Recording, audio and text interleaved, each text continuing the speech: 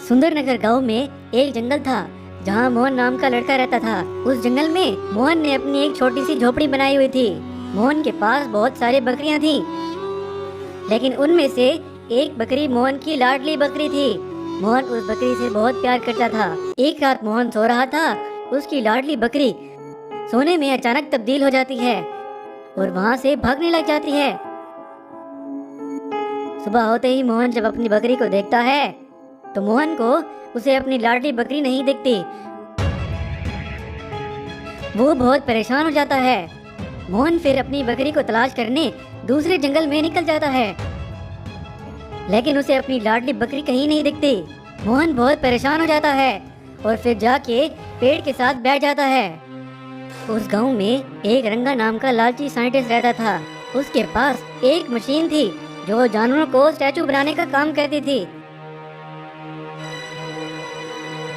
लेकिन रंगा ने अपनी वो मशीन का इस्तेमाल अभी तक नहीं किया। वो अब किसी जानवर की तलाश में था कि कोई जानवर उसे मिल जाए। मैंने इस मशीन का इस्तेमाल कभी नहीं किया, लेकिन अब एक जानवर पर मैं टेस्ट करूंगा और उस जानवर को स्टैचू बना दूंगा। देखता हूँ मेरी मशीन काम करती भी है कि नहीं। रंगा बाहर निकल कर देखता है तो वहीं सामने से सोने की बकरी भागती हुई आ रही होती है। रंगा उसे देख के आश्चर्य हो जाता है। वही रंगा, अरे ये तो सोने की बकरी लग रही है। अब टाइम आ गया है मेरी मशीन को टेस्ट करने का। मैं इसको पकड़कर स्टैचू बनाता हूँ। अगर ये स्टैचू हो जाती है तो मेरी मशीन काम की है और मैं इसको बेचकर बहुत पैसे कमाऊंगा और अमीर बन जाऊंगा। रंगा उस बकरी पर अपनी मशीन का इस्तेमाल करता है। वहीं वो सोने की बकरी स्टैचू बन जाती है। उसे देख के रंगा बहुत खुश हो जाता है। वहीं मोहन भी अपनी बकरी को ढूंढते ढूंढते पहुंच जाता है। मोहन उस बकरी को देख लेता है। मोहन बकरी के पास जाता है। ये लड़के, कौन हो तुम और यहाँ क्या कर रहे हो? निकल जाओ यहाँ से, वरना तुम्हें भी इस बकरी की तरह स्टैचू बना दूंगा। ये तो सोने की बकरी है। मेरी बकरी भी कहीं खो गई है। मुझे लगता है ये मेरी लाडली बकरी है जिसको मैं तलाश कर रहा हूँ। लेकिन ये सोने की बकरी में कैसे तब्दील हो गई? मैं अपनी बकरी को लेने आया हूँ। जल्दी से मुझे मेरी बकरी लौटा दो। ये तुम्हारी बकरी नहीं है, अब ये मेरी बकरी है। अब इस पे मेरा कब्जा है।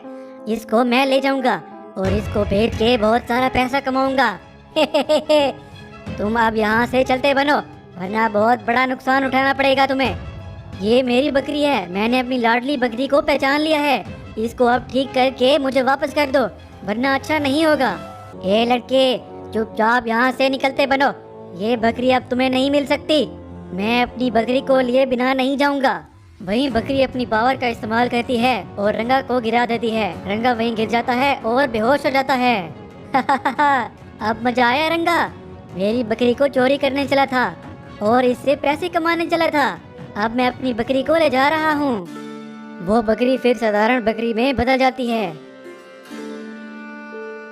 मोहन अपनी बकरी को वहाँ से लेके चला जाता है और उसे एक सुरक्षित जगह पर छुपा देता है। Giant golden fish island secret treasure.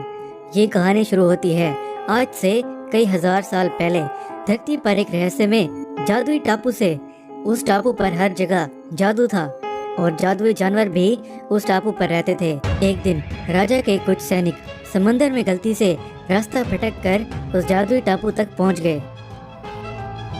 हम इतने दिनों से समंदर में भटक रहे हैं और अब तो हमारे जहाज पर सारा खाना खत्म हो गया है। चलो सामने इस टापू पर चलते हैं। क्या पता यहाँ इस टापू पर हमें खाने को कुछ मिल जाए।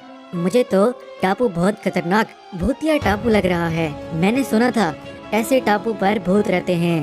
अगर तुम लोगों को इस टापू पर जाना है तो जाओ, मैं यहीं अपने जहाज पर रुकूंगा।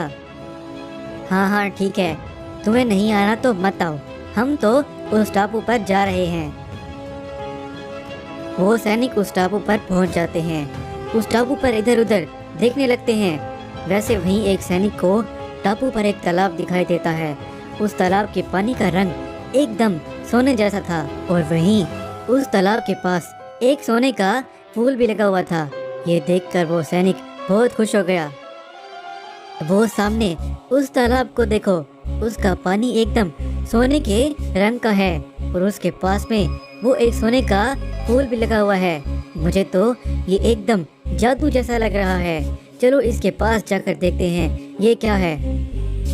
वो सैनिक उस तालाब के पास पहुंच जाते हैं और एक सैनिक उस सोने के फूल को तोड़ने लगता है।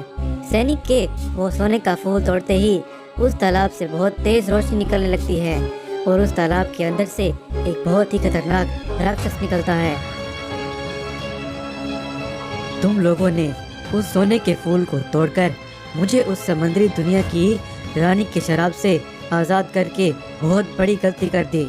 ये बोलकर वो राक्षस उस सैनिक की आत्मा अपने अंदर खींच लेता है। बहुत मज़ा आ गया। अब मैं और भी ऐसे इंसानों की आत्मा छीनूंगा और अपनी भूख मिटाऊंगा। जल्दी से इस टापू से निकलता हूँ और इंसानों को पकड़ने के लिए एक जाल बनाता हूँ। वो राक्षस उस टापू के बाहर पहुँच जाता है तो उसे उन सैनिकों का जहाज नजर आता है। वो राक्षस कुछ सोचता है और अपनी शक्ति से उस समुद्री जहाज को एक बहुत बड़ी विशाल सोने की मछली में बदल देता है और उस सोने की मछली के ऊपर एक टापू बना देता है। वहीं उस पर बहुत सारा खजाना भी बनाता है। उन इंसानों को पकड़ने का जाल तो तैयार हो गया है। अब जल्दी से इसे उन इंसानों को पकड़ने के लिए भेजता हूँ। जो भी इंसान इस टापू पर खजाना लेने आएगा मुझे उसका पता चल जाएगा और मैं तुरंत जाके उसकी आत्मा छीन लूंगा। वैसे वो राक्षस उस फिश आइलैंड को समंदर में आगे भेज देता है। वहीं समुद्री दुनिया की रानी को भी उस राक्षस के आजाद होने का पता चल जाता है और वहीं वो उस राक्षस को कैद करने के लिए पहुंच जाती है। मुझे पता था तुम एक न एक दिन मेरे शराब से आजाद हो जाओगे, इसलिए मैंने पहले से तुम्हें कैद करने की तैयारी की हुई है। ये बोलकर वो रानी बोतल का ढक्कन खोलती है और वो राक्षस खुद ब खुद उसके अंदर कैद हो जाता है। ऐसे बहुत समय गुजर गया। आज के दिन सुंदरपुर गांव में पिंटू नाम का एक अनाथ लड़का रहता था। उसने वहीं गांव में एक बहुत बड़े पेड़ के नीचे अपने रहने का ठिकाना बनाया हुआ था। वो वहीं रहा करता था। ऐसे एक दिन पिंटू समंदर के पास खड़े होकर कुछ सोच रहा था। पानी में बहकर आए पुराने सामान को बेचकर मैं ज्यादा पैसे नहीं कमा पा रहा। अब मुझे कोई नया काम शुरू करना पड़ेगा। पिंटू एक आइडिया सोचता है। वो अपने घर में बहुत सारी खाली प्लास्टिक की बोतल्स लेकर आता है और उनसे एक नाव बनाने लगता है। ऐसे कुछ ही दिनों में वो एक बहुत ही कमाल नाव बना लेता है। अब इस नाव में मैं समंदर में दूर दूर जाऊंगा और बहुत सी मछलियाँ पकड़ूंगा और उन्हें बेचकर बहुत पैसे कमाऊंगा। पिंटू अपनी उस नाव को समंदर में ले जाता है और मछलियाँ पकड़ने लगता है। उसकी नाव का बहुत हल्का होने के कारण वो समंदर की लहरों से समंदर में बहुत ज़्यादा आगे निकल जाता है। अरे मैं तो अपने गांव से बहुत ज़्यादा आगे निकल आया हूँ और अभी कुछ ही देर में रात हो जाएगी। मुझे तुरंत गांव की तरफ वापस जाना होगा। वो ऐसे सोच ही रहा था कि वहीं सामने उसे एक छोटा सा टापू दिखाई देता है। उस टापू पर बहुत सारा सोना भी था। पिंटू तुरंत अपनी नाव को उस टापू की तरफ ले जाता है। पिंटू उस टापू पर पहुँच के उस सारे सोने को देखकर बहुत खुश हो जाता है। अरे वाह, मेरी तो लाइफ बन गई। अब तो मैं बहुत धनवान हो गया हूँ। बस उस दिन से पिंटू बहुत धनवान हो गया। उसने सोने को बेचकर एक बहुत बड़ा बहुत ही सुंदर घर बनवाया और बहुत सारे महंगी महंगी कारें भी खरीदी और मजे से अपनी जिंदगी जीने लगा।